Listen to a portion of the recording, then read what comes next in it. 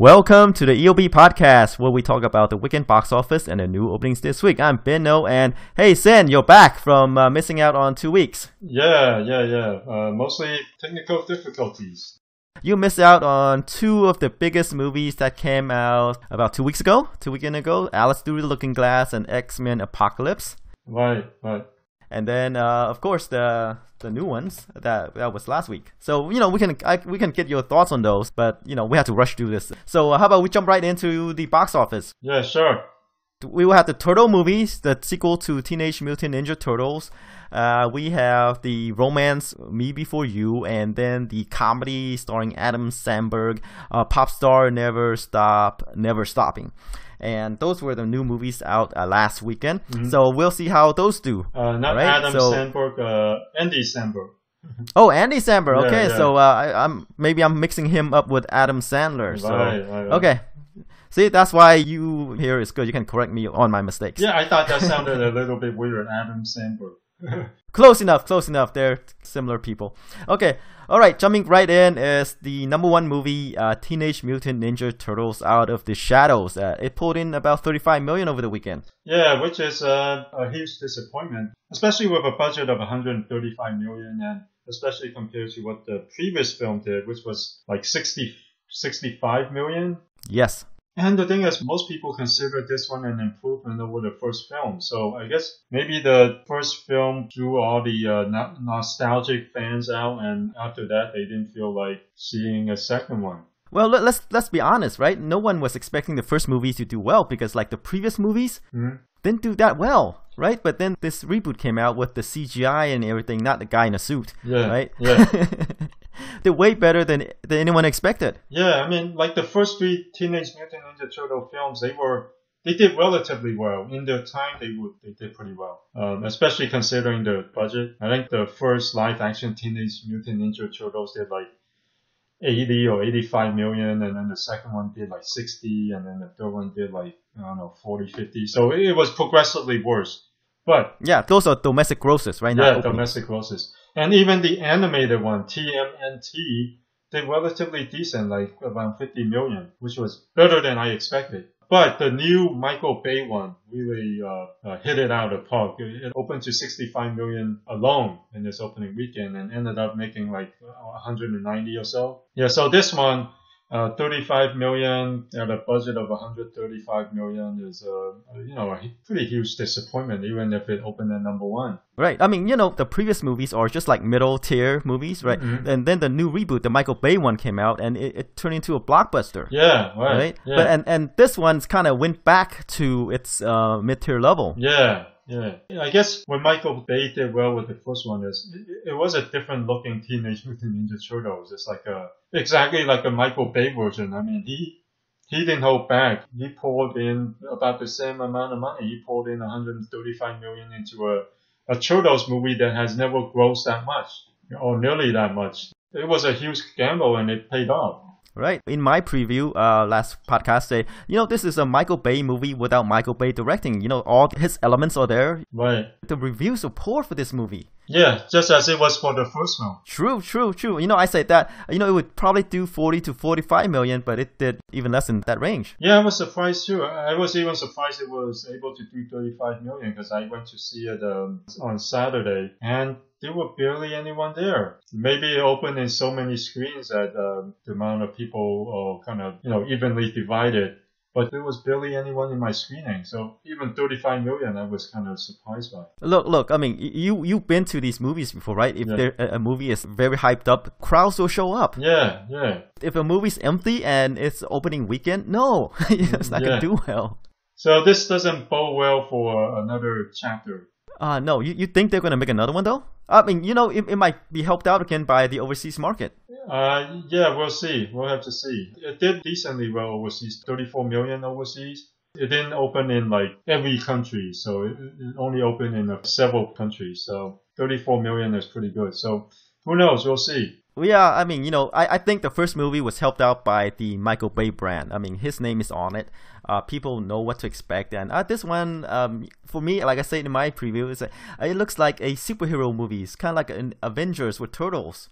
Yeah. These movies are kind of blending together, and there's a genericness to these things, and maybe people are getting tired of these things, and they need something else to differentiate. Since, hey, every movie is kind of like world destruction, things blow up, car chases, all the regular stuff. Yeah, I think I mean, it's probably part nostalgia. I mean, the first one, one of the reasons why it did so well. And the second reason is maybe for its downfall is, like you said, almost every superhero movie or action movie now looks like a Michael Bay movie. Really, I mean, with world destruction, cars flying over the place, buildings being destroyed, it almost seems like directors can hire any CGI company and get this stuff done now. I mean, it used to be that, that's Michael Bay's specialty, but now you can, almost every one of these superheroes movies, have Michael Bay-like action and destruction and mayhem. So like you said, maybe people, especially after seeing Civil War and Batman vs. Superman, and maybe they're just kind of tired of this stuff blowing up. Yeah, I mean, you look at that new Star Trek movie coming out. Yeah, similar elements. Yeah, and X-Men. I forgot to mention the X-Men Apocalypse, but we'll get to it. Another film with mayhem and world destruction, and maybe, like you said, overly saturated by it. Yeah, kind of like the same thing. You need something else to differentiate these movies now. Yeah, and maybe one of the reasons why. I mean, Deadpool did so well because it wasn't about world destruction. It was different enough, right? Yeah. R-rated superhero movies. Yeah. And a lot of it is kind of like, a solo thing. It's him fighting another person rather than buildings being blown up and cars flying all over the place. All right, how about we move on to number 2? Speaking of X-Men Apocalypse, let's hear your thoughts on the movie. I mean, since it was like released 2 weeks ago, and a soft opening for this movie that was supposed to be a huge tentpole for Fox. Yeah, I mean, the previous one, from Futures Past, or was it? Days of Future Past, that was the last movie. Yeah, Days of Futures Past. That one did really well. It opened up to 110 million, ended up doing 234 domestically. So people were expecting more from this. But the previous one was also really well reviewed as the first couple of X-Men films. So that one was one of the highlights in the X-Men franchise. Was X-Men Apocalypse. It wasn't that well reviewed. It was only like in the 50s on Rotten Tomatoes. And it opened to 80 million, which was kind of disappointing. And now it's dropped by 66%.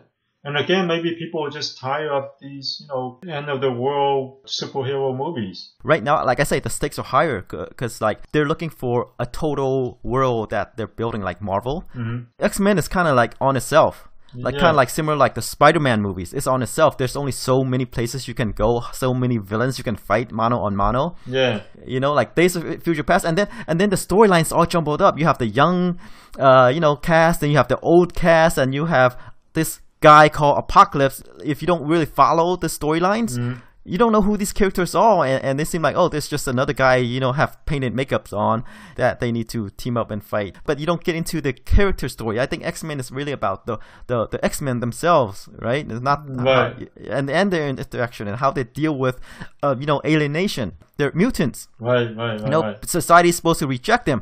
Right now, it's all about fighting this guy who's again taking over the world. Yeah. So that's why all the story is kind of missing the point of these characters, I think. Yeah, and again, it feels like another versus movie, like Batman vs. Superman, Captain America Civil War.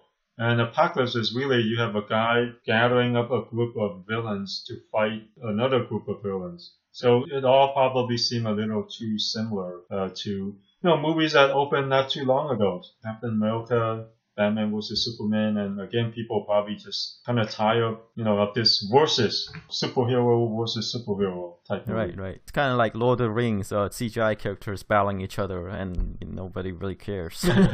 Right. There's too many battles within such a short period of time, maybe. Right.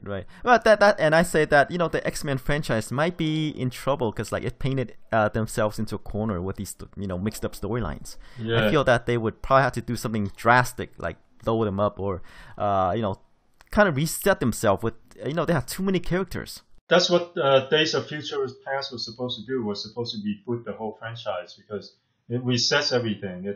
They travel back in time, they change what happened, so the whole universe, the whole X-Men universe has been rebooted and reset, and they're starting from scratch pretty much. But it seems like it's not working. Well, it worked. I mean, the first one worked, but I guess the Apocalypse isn't working. Doesn't mean the concept doesn't work.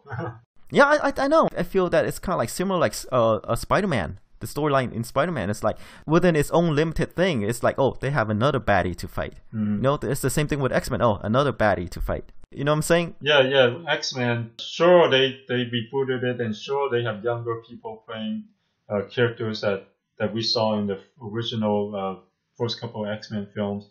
So now it's just like we're seeing. Yeah, I can see what you're saying. We're just seeing younger people redoing an older film. That's right. And even with Civil War, we know that there's this higher stake going on, right? Yeah. It's like there's two sides to it's a social movie. Yeah. It's like two sides. Do you side with the normal people or you side with the people? It's just like civil rights. Yeah. They're fighting for civil rights. Hence Civil War. With the word civil in it, right?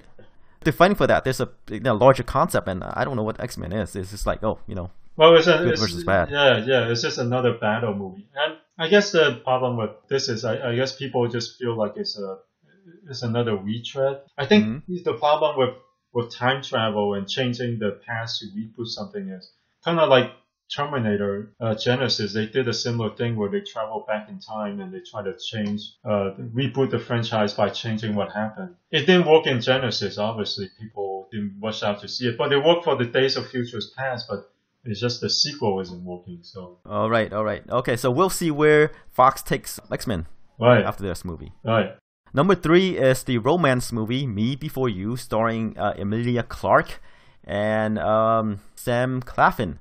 I said that this movie is a Rachel McAdams movie without Rachel McAdams. Even the poster looks like McAdams About Time, with her in a red dress. Okay. If you look it up, it's similar. Like Notebook-esque. Yeah, romance movie. Okay. And I said that the movie would probably do about 5 million, open to about 5 million, but it proved me wrong. It's kind of like perfect counter-programming in the sea of superhero movies. Right, it is. It made 18.3 million, which is, about equal to its budget. Surprised everyone. I bet you if I was doing predictions with you, I would have predicted around the same thing, 5 million.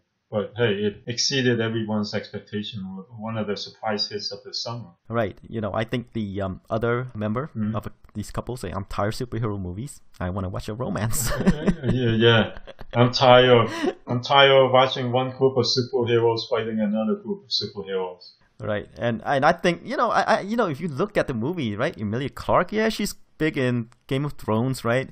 She was Sarah Connor.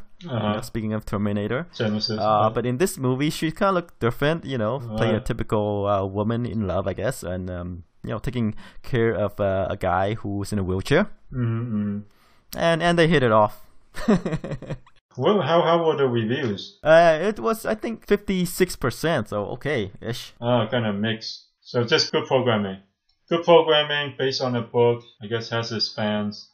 Yeah, expect it to drop, in the second weekend. But who knows with these type of movies, right? These kind of movies tend to hold up pretty well. It'll probably end up being pretty leggy, I think. Okay. So we'll keep an eye on it to see how well it will do, how leggy it will be. Okay, yeah. Let's move along to number 4, Alice Through the Looking Glass, the Johnny Depp movie sequel to Alice in Wonderland. Yes, the 3D movie. And I heard that Alice Through the Looking Glass sequel, the majority of the theaters are 3D. Oh, really? Yeah. And yet it's still tanked pretty hard. Yeah, it bombed. It opened to 26 million. The first movie opened to 56 million or something like that. Oh, no, even higher, like 100-something million. Yeah, 116 million. Yeah, it opened way high. And this one, wow, it's open to about 26, 27 million. So big disappointment. And I said that, with the recent Johnny Depp thing with his wife, domestic violence claims, I say, it might have an effect, but I don't think it had that big of an effect on this. I think people are just not interested in a sequel to Alice in Wonderland.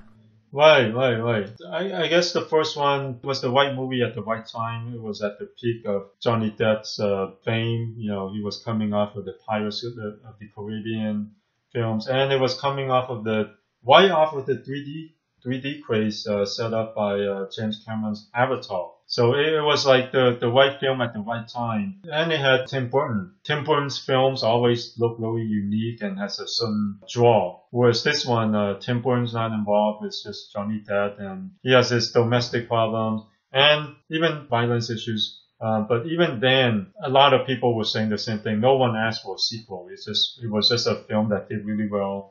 Right film at the right time. You know, now that the 3D craze has died down, there's not much of a reason to see this. Yeah, I mean, the only reason to see it, before, well, not the only reason, but, you know, I think the major thing for that movie, the first movie, was the 3D. Yeah. Now that the 3D thing is kind of not over, but it's not that unusual anymore. People are not like actively looking to watch a 3D movie, unless it's a special movie. Yeah. And like I said, Alice was released. The majority of the theaters was in 3D. You know, they don't want to pay maybe a premium for that movie. And these past couple of weeks are kind of soft. Yeah, it has all these movies I thought would open higher, but no, they open, you know, like lower than, you know, at least my projections. I mean, of Teenage Mutant Ninja Turtles, X-Men, and Alice Through the Looking Glass. I mean, X-Men Apocalypse actually did relatively well. I mean, it at least opened to 80 million during the 4-day weekend. Even though it wasn't as much as the first film's 110 million, it was at least, you know, only about 30% off.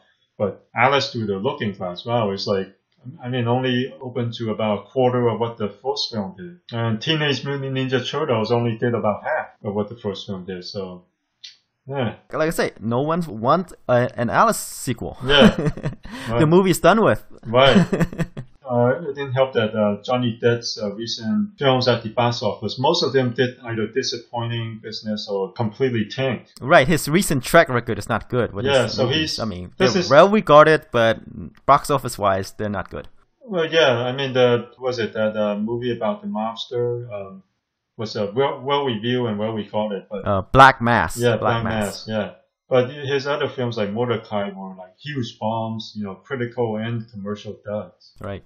So he's kind of he's been on a downward spiral. He's just not the draw that he's used to be. All that just kind of came together, and plus the domestic violence thing didn't help. You know, especially with parents taking their kids to see a movie and hearing about domestic violence.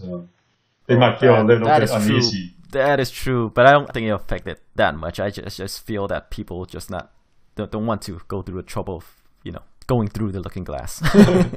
Right. I think everything contributes to it. A perfect storm of indifference. Yeah. Okay. There you go. All right, let's move on to number 5. The Angry Birds movie did about 9.8 million over the weekend, about 48% drop off, and after 3 weeks, it has already made 87 million at a budget of 73 million. So this film looks like it'll make over 100 million, which is a lot more than what I was expecting. I was expecting the Angry Birds movie to continue the trend of video game bombs, but it actually did pretty well, relatively well. I mean, it didn't hit it out of the park, but compared to previous video game adaptations, you know, it's at least successful. Yeah, I mean, it's not Disney or Pixar animation. It's not Illumination. It's not, you know, with the Fox Studios. But it did okay, considering that it's based on a property that's at its peak a couple years ago. Yeah, and worldwide it has already made 283 million at a budget of 73 million. That's really good. Right. Okay, here's the thing. Angry Birds sequel, yes or no? I think what's going to happen is it's going to be like Alice Through the Looking Glass. They make a sequel, it's going to be met with indifference. Because I think everyone's curious about the first film, but I kind of like Teenage Mutant Ninja Turtles. It's, you know, nostalgia. And, you know, I guess the first filmness of it. People are curious. They want to see it. And I don't think they're looking for a sequel. I mean, they're gonna do it. They're gonna do it, but I don't think. You think so? You think so? I mean, because like what you said and what I agree with you too is that hey, the first movie did not great. Okay, the sequel. The hard thing with sequel and people don't realize is that typically sequels did kind of like half. The second movie did about half of what the first movie did. Open to at least. Typically, it depends. With sequels, it depends. But I think for this type of movie, you don't expect it to do well. Yeah. Usually the sequel did worse. Okay, let's not put a number on it. It did worse than the first movie. Yeah. And assuming, animations are not cheap to make, this one costs 73. I expect the sequel, if they keep the budget the same, it's not gonna, not gonna make 73 million domestically. But they're gonna go ahead and make a sequel anyway. Oh, you think so? Okay, I thought we'd know. So your answer is yes. They're gonna make a sequel. We're gonna see Angry Birds sequel. Because okay. Anytime your movie makes nearly 4 times your budget, you make a sequel. But I'm just saying it's not gonna do well when it opens. Okay. Yeah. Okay. Well, anyway, someone will make money from this. It's just that it won't be the studio. Right. Alright, should we move on to number 6? Yeah. Captain America Civil War, it made 7.6 million, drop off of 51%, and after 5 weeks of release, it has already made 389 million. And the worldwide figure is at 1.1 billion. I think it's the only superhero movie that didn't disappoint over the summer, so far, early summer. Isn't it the only movie that opened in the early summer? Yeah. I'm counting Batman vs Superman too. Oh, okay. But even that, I think people were expecting a little bit more, even with Civil War, right? I don't know. I think the first what did the first movie open to? I mean, not the first movie. The previous. The previous Captain America opened to about 95 million, which was a lot higher than people expected. But Civil War was more of an Avengers movie, and then I think. Going into the weekend, tracking and expectations were that it would do 200 million at least. Well, I don't know. I think it did pretty well for itself. I mean, let's judge it by its name, its title. It's a Captain America movie. Yeah, right? I think we already went through this. Right. I mean, if you compare it to Captain America, it did really well. But if you compare it to the Avengers, it is kind of an Avengers movie. People were expecting a little bit more. I think overall, in general, because of the hype, the reviews were great. People were expecting it to do a little bit better. I mean, look, this figure is nothing to complain about. It crossed 1 billion, something that Batman vs Superman failed to do. Yeah, right. I think it's a success. Everyone's happy. They're high-fiving each other. They can't wait for the next superhero team up. And Civil War, we say that it's a Avengers movie, but it's also filled with like kind of minor-ish characters. Mm-hmm. So it's kind of Avengers light. Yeah, I don't know. I mean, sure, they missed the Hulk and they missed Thor, right? But they got Spider-Man. Spider-Man is a bigger brand than Hulk. So I don't know. We can go on forever, but. Right. Move on. Yeah, like I say, it's a success. I don't think anyone's complaining. It could do better, but hey, cross 1 billion, and they're just gonna build off on this. This is one part of the story in a bigger storyline. Right. All right, number 7 is Neighbors 2: Sorority Rising. It pulled in 4.7 million over the weekend, and in 3 weeks, it made about 48 million. Yeah, which is another disappointment.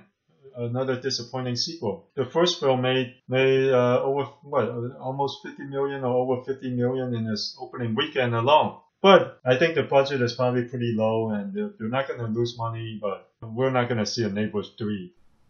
You're right. Like I say, it's a sequel for the sake of sequel because the first movie did so well, and they say, instead of fraternity, let's do a sorority. Yeah. So that's why. Okay, number 8 is Popstar Never Stop, Never Stopping. It did way worse than what I projected to do. Maybe 10 to 15 because hey, it's a comedy and Andy Samberg. Mm-hmm. But I felt that the movie is not that funny. It's a spoof movie, and it's not that funny. Well, the reviews were pretty good. A lot better than I expected. Actually, I thought this is going to be one of those.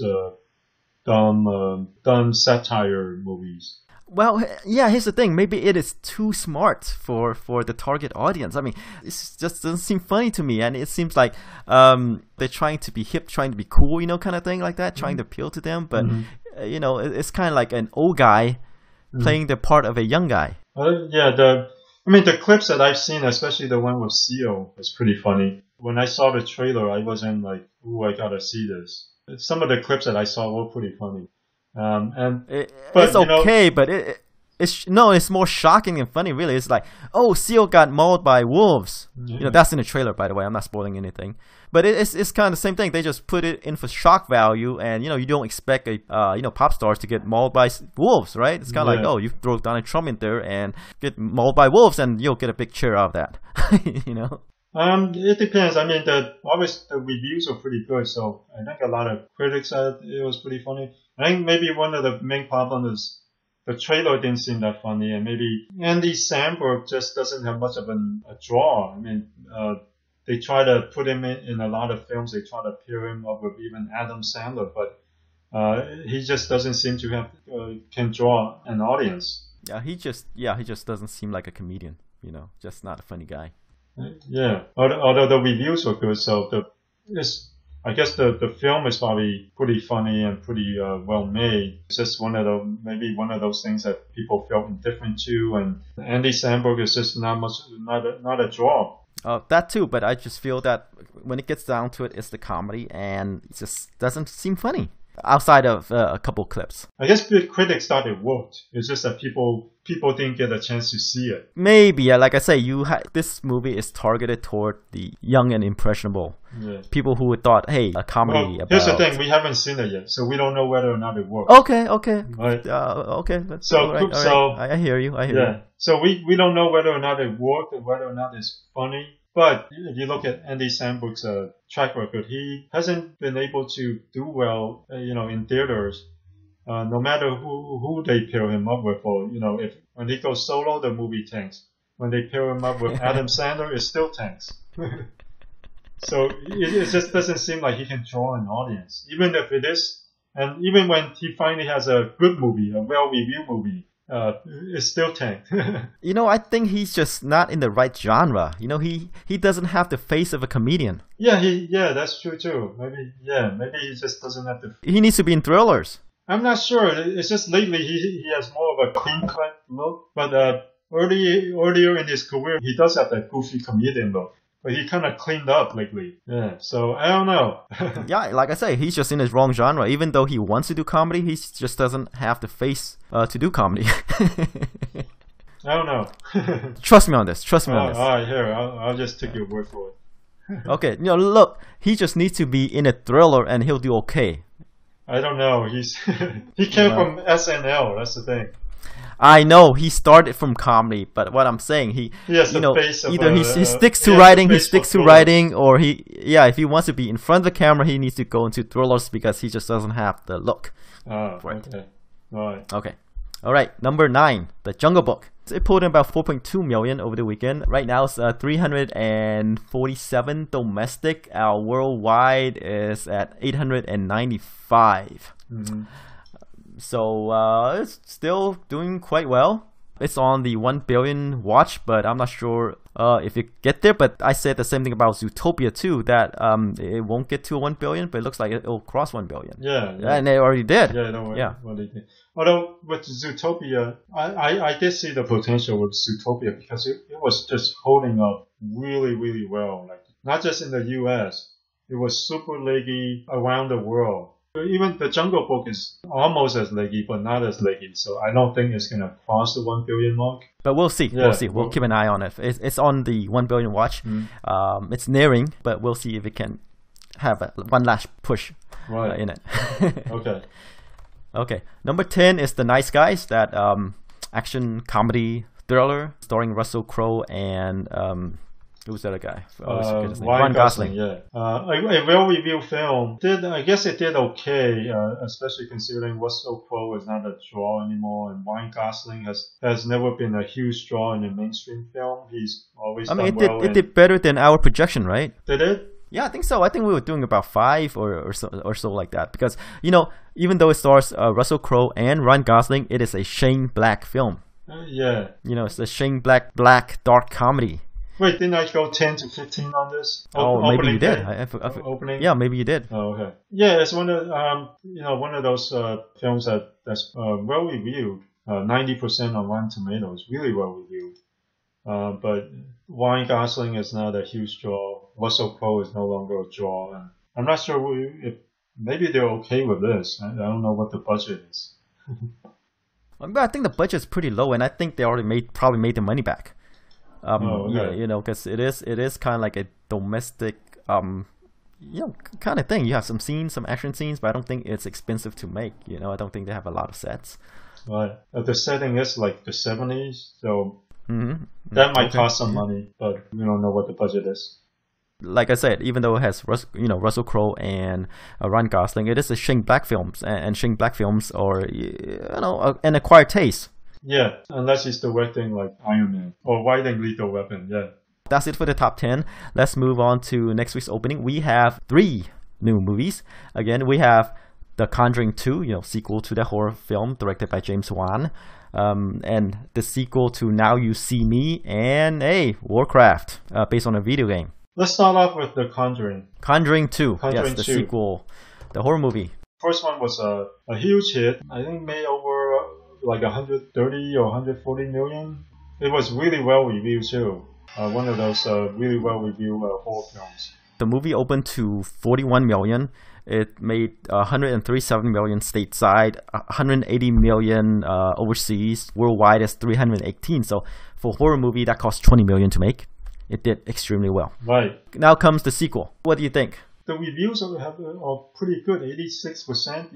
Usually for sequels to horror films, the reviews tend to be pretty bad. But so far with 21 reviews, it's pretty good. So, and we haven't seen a huge horror film in a while, and I think this might do pretty well, especially if the first film did 40 million and the word of mouth has been so great. This one could actually open to 50 million, I think, maybe. 50 million? Yeah, okay. I'm maybe overly optimistic, but I don't know. Usually I couldn't really tell with horror movies, but I'm gonna go low because I'm gonna go low because it is a sequel, right? Even though it's coming off a well-reviewed movie, it's coming off a big movie, The Conjuring, right? It did pretty well. I think it's gonna suffer from sequelitis. I'm gonna do 30 to 35. 30 to 35, okay. Yeah, I think it's gonna do less than the first movie. I don't know how less, but let's give it a drop. Okay, that sounds fair. I'm going a level higher. I'm going like 50 million. You're betting on James Wan and his brand of horror movie, and not Jason Blum. Well, yeah, this is not a Jason Blum movie. All right, should we move on to Now You See Me Too? Yes, Now You See Me Too, sequel to the 2013 Thriller movie. The first movie opened to 29 million and went on to gross 351 million worldwide. How much did it make domestically? Like 100? About 100 million? Oh yeah, the domestic is 117 million. Okay. I mean, the first one was a surprise hit, but I'm not sure if people were asking for sequels. I'm going with 20 million. Oh, 20 million? Okay, I'm going with you as well. 20 million. That's where I believe it'll open to. Because, like I say, another sequel that's not really asking for sequel. And I say sequel usually take a dip unless it's exceptional. Right. This one's directed by John M. Chu, by the way, who directed the G.I. Joes. Yeah. Jim and the Holograms. So I don't feel that people are asking for a sequel because like first one domestic only barely crossed 100 million. Yeah, I mean the first one was a surprise hit. It was good at its time. It was entertaining. It was different at the time, but I feel like it's one of those films where you only have to see it once. Right. And this is more like more of the same, except they're trying. It's kind of like an Ocean 11 movie, right? Yeah, it's turned into a kind of Ocean 11 movie with younger actors. Younger, but not as established. More stars. Yeah, not as big stars. Mark Ruffalo, Woody Harrelson, Jesse Eisenberg, Dave Franco, Morgan Freeman, Michael. Those are. Yeah, I mean they're good actors, Right. but they're not. Like the Ocean's 11 people.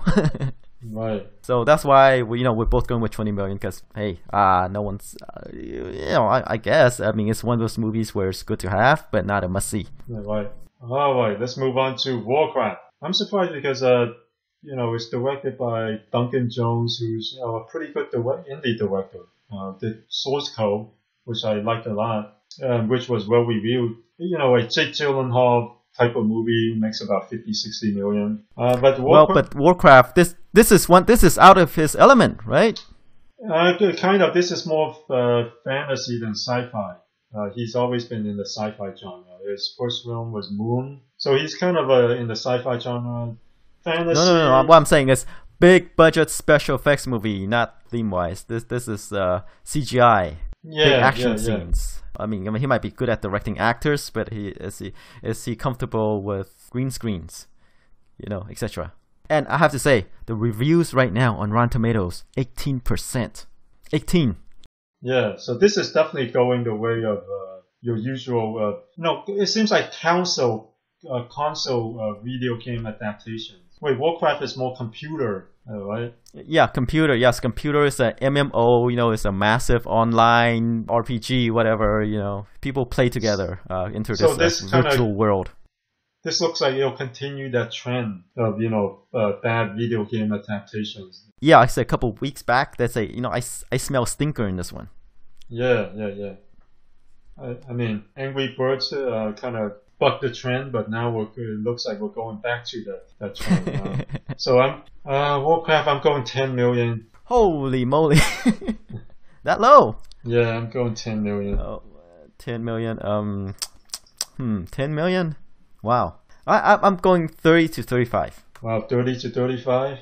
All right. 30 to 35 because I think people who play the game might want to go see it. There is a special effects movie. Advertising alone, I think, can bring people in. I don't know. We'll see. I know. You're not feeling it, but I think 10 million. It's. I don't know if they made 10 million. It's. People who made this movie just move. Change identities. Well, that's what happened in failure. That's what happened in previous video game adaptations. Right, you don't hear from those people. Yeah. I think by virtue alone, by its name alone, I think it can pull in 30 to 35, maybe. Okay, I could see it make it. I don't know. I smell stinker in this one, and it might not make as much as that, but I think it'll make more than 10. Yeah, I think of the 3 films, one of them will bomb. The Conjuring 2, Now You See Me 2, and Warcraft.